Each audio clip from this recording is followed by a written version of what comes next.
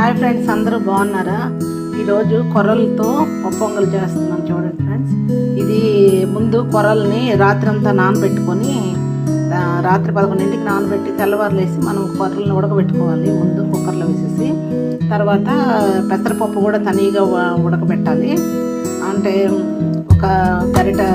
ఒక గరిటెడు తీసుకున్నాను నేను కొర్రలు.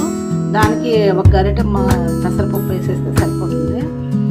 విడిగా ఉడకబెట్టేసి మనకు జీలకర్ర, మిరియాలు, అల్లము, పచ్చిమిర్చి, కొంచెం ఇంగువ అవన్నీ మిక్సీ పట్టేసుకొని కొంచెం నెయ్యి, కొంచెం నూనె కలిపేసి పోపు పెట్టేసి కరివేపాకు వేసేసి ఈ పెసరపప్పు, ఉడికిన పెసరపప్పు, ఈ ఉడికిన ఇట్లాగా కొర్రన్న విడిగా ఉడకబెట్టుకున్నాను. ఇది ఇప్పుడు నేను